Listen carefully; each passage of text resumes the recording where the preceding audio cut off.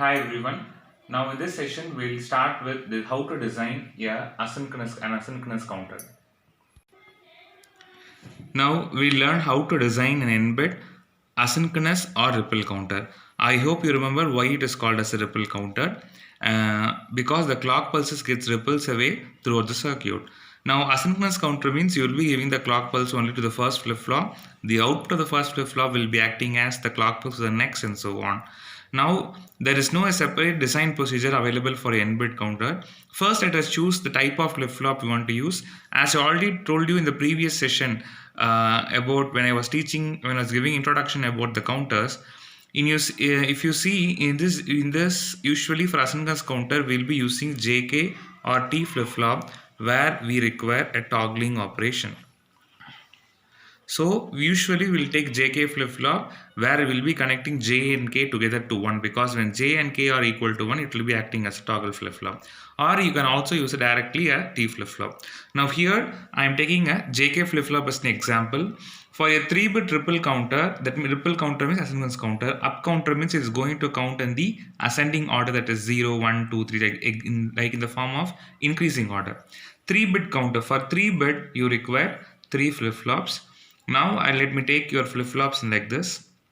I am going to draw the 3 flip flops.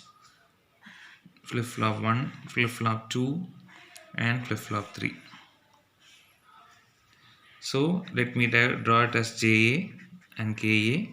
This will be QA, JB, KB, this is QB, JC, KC, this is QC, and then clock pulses required.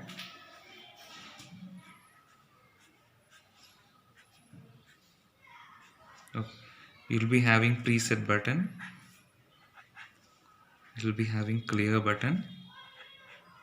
Okay, we'll usually connect the preset button to get a common point. You can give whatever value you want. I'm just simply representing it as preset. Similarly, I'm going to simply represent this as clear. Okay, now since this is a asynchronous counter, just check how I'm going to give the clock pulse. The clock pulse is given directly to the first flip flop, and we are going to follow up counter, so you have to connect the uncomplemented output as a clock pulse for the next flip flop. So this has to be connected as input in a clock pulse. This QB will be acting as a clock pulse. Is it clear? Clock pulse is given to first flip flop. The first output is acting as clock pulse for next. This output is acting as clock pulse for next. That's all. Clock pulse is over. We have finished the portion for asynchronous terminology. Now what about your inputs? I told you we want the flip flops to act in a toggle state. So for that you have to connect your J and K together to logic 1.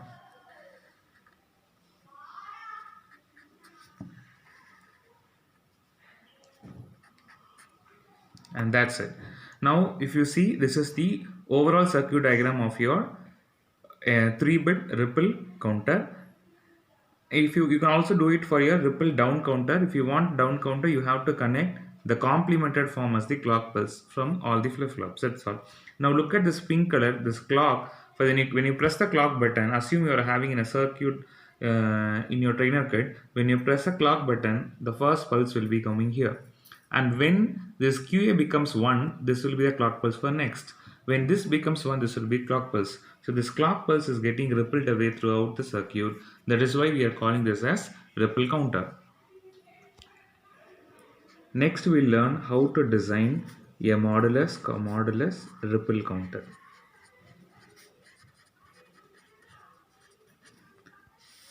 Now there is separate design procedure for this counter. There is a major difference between your design procedure of modulus synchronous counter and modulus asynchronous counter. First we'll understand what is the difference between those two and what is the requirement for this counter. Once we are clear with that, then the procedure will be very simple. Now if you take your synchronous counter, if you take your modulus synchronous counter, there you can easily find it out. From 0 it has to, say if I take modulus 5 synchronous counter, 0 to 1, 1 to 2, 2 to 3, 3 to 4 and after 4 it has to go to 0. So you can easily design that the counter will be counting like the 0, 1, 2, 3, 4.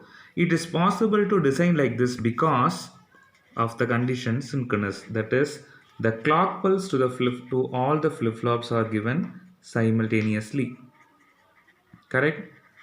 Since the clock pulse is given to all the flip-flops simultaneously, we are able to control this. We are able to predict what will be the next state.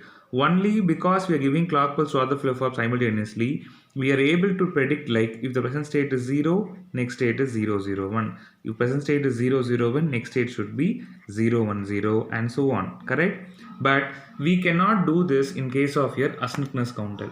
Say for example, let me take the same mod 5 asynchronous counter. Now you cannot do the similar procedure because here the clock pulse is not in our control. The clock pulse is available to only first flip-flop. So I cannot tell you, the control of the circuit is not with us because the clock pulse is connected to only the first flip-flop. So what we have to do is, suppose if you give a 4-bit counter, if you take 4-bit ripple counter, it will start counting as 0, 1, 2, 3, etc. up to 15, correct? Suppose if you take 3-bit ripple counter, it will start counting like this: 0, 1, 2, 3, etc. up to 7 without any end. If I take 2-bit ripple counter, it will start counting as 0, 1, 2, 3, etc. or again 0, 1, 2, 3. Now, which one will you pick up for your mod 5 counter? This is not possible, so you'll go for this one, 3-bit ripple counter, correct? Now what we can do is, this is the idea.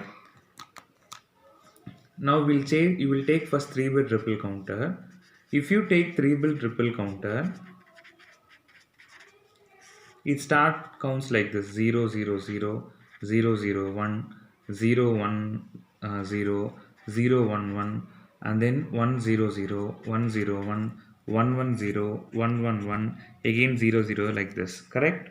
But in our mod 5 asynchronous counter, what we require for our mod 5 asynchronous counter, I want the counter to count from 0, 1, 2, 3 and 4, and then it has to again reset, correct?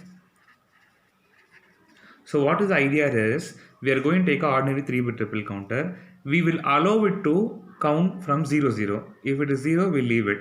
1, okay. 2 allowed. 3 allowed. 4. Once 4 is reached, what we are going to do is, we are going to reset at this position. Okay, when I reset, now after 1, 0, 0, again the next it will go to 0 state, correct?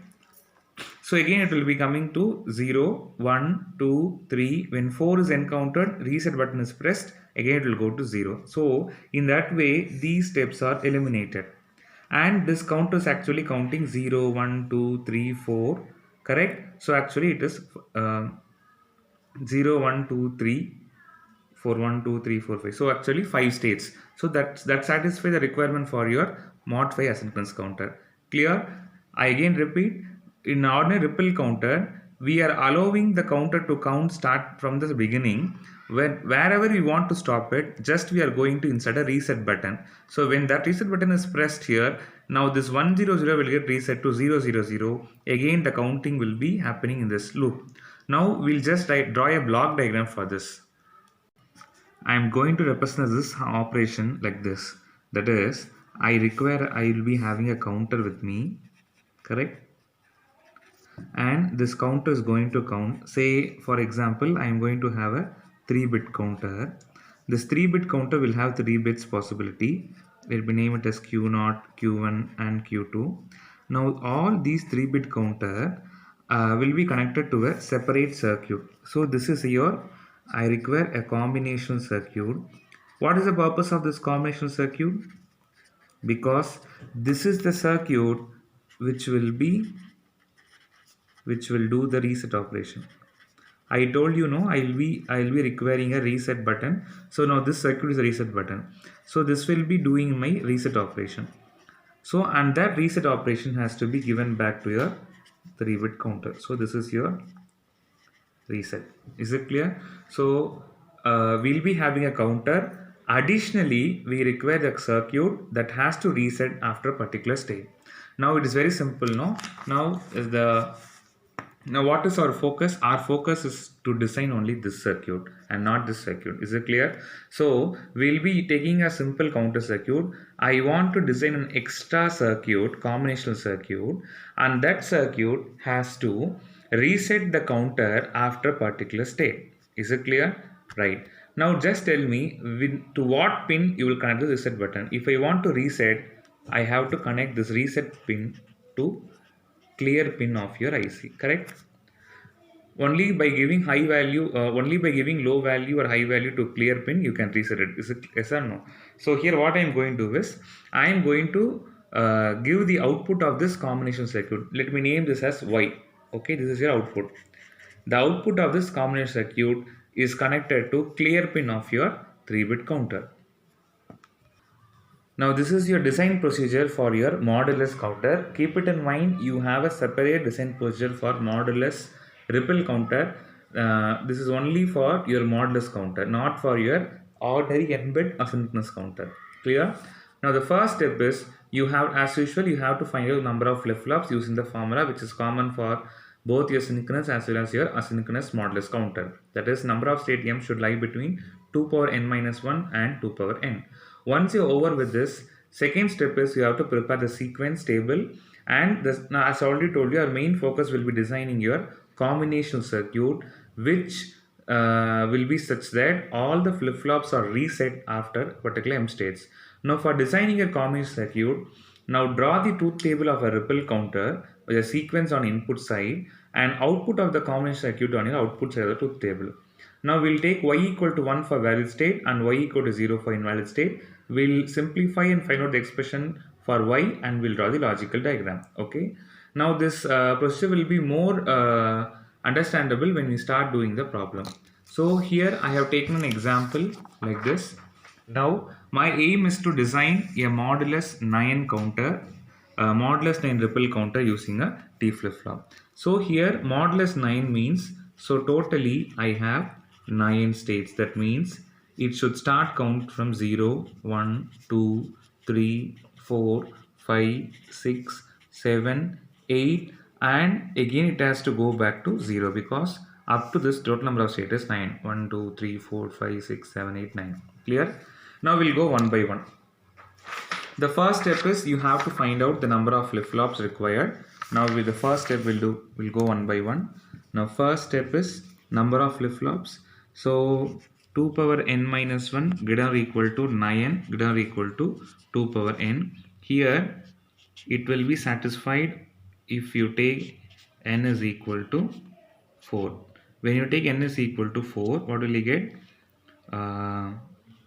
It is 2 power 3 greater or equal to 9 greater or equal to 2 power 4. Correct? So the total number of flip-flops required are n is equal to 4. And then we'll take the flip-flops. Given flip-flop is T flip-flop. So I am going to name it as TA, TB, TC, and then TD. That's all. Clear? Now the third step is you have to draw the sequence table. Okay. Now what I am going to do is I am going to find it out the sequence. What is the sequence? If I start with 0, 0, 0, 0, the next it should be 0, 0, 0, 1. First it should count 0, 0, 1, 2, 3, 4, 5, 6, 7, 8, 9, 10, 11, 12, 13, 14, and finally 15. Correct? Let me write the binary decimal equivalent. 0, 1, 2, 3, 4, 5,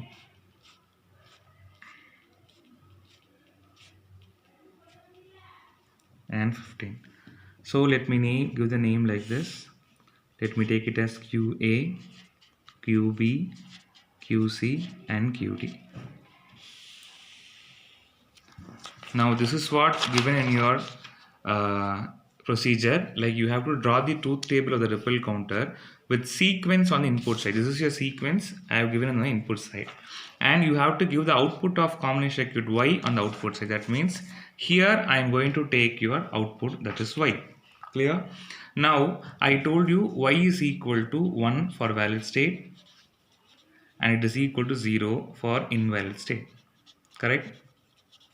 Now you understand what is the procedure I told you. Now for this counter I have to start from 0 and up to 8 we should not disturb, correct? So from 0 to 8 I should not disturb. So for the values here I am going to take it as 1. Okay, up to 8 the value should be 1. What about 9? When it starts counting 9 I have to make it as 0. Clear? That means up to 8, so up to this point you are actually allowing the counter to count.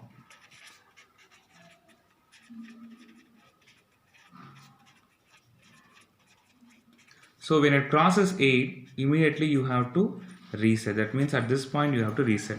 Once if you reset, it will again go back to 0 0 0 0. Then there is no possibility for these conditions to occur. So obviously all this will be your don't cares. Clear? Now once this is over, you have to find out the expression for your Y. Now you have to solve it using your K-map. That is simple, right? So what is Y? What are the minterms for Y from your table? It is summation M of 0, 1, 2, 3, 4, 5, 6, 7, 8, and the don't cares are 10, 11, 12, 13, 14 and 15. Okay. Now how to solve it using K-map? That is simple, right?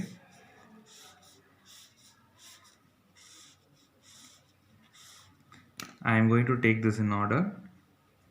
Like here it is QA, QB, this is QC and QD.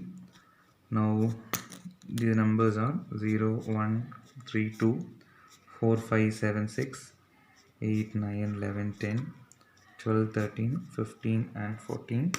When you mark your minterms, it is 0, 1, 2, 3, 4, 5, 6, 7, 8. Okay, and then 9 is not there. 10, 11, 12, 13, 14, 15 are your don't cares. Now tell me, how can you group it? You can group these two first. This is one possibility, right? This is one possibility, and another possibility is like this. So what did you get? Finally it is Y is equal to, here it is 0 0 0 1 1 1 1 0 0 0 0 1 1 1 1 0. Now for this it is 0 0 is common, so it is Q A bar plus, and for this it is QD bar. Now we'll draw the logical diagram of your modulus counter. As I already told you, we already found out we require 4 flip-flops and we have named it TA, TB, TC and TD. Here I have taken a reverse order, that is D flip-flop, C flip-flop, B flip-flop and A flip-flop in that order, okay? And I have shown you the preset and clear button also very clearly. Now what I'll do is, as usual, we'll first finish off your clock pulse and other input conditions, okay? Then that other things will be very simple. So what we'll do is, first we will connect your clock pulses. You know how the clock pulse is connected? In your asynchronous counter, you will give first in clock pulse to first flip-flop, and this is connected as input for this. QC is connected as input for this, and QB is connected as clock pulse. So clock pulse is over now. And then next is you have to give the input. We know that I have to give 1 for your T flip-flop, so I am going to give 1. So 1 is given as input for all your T flip-flops. If you are using JK, you have to join JK together and you have to give the value as what. Here we have only one flip-flop, only one input, so I am directly giving you 1. Then you connect all your preset button together. So whatever you want, you can give the value. So at present, I don't want any value. So let me give one value. So when I give one, it won't work. Now what is left out is our combination circuit is left out. So what is our combination circuit? It is Y is equal to QA bar plus QD bar. So where QA bar is present at this end. This is QA bar.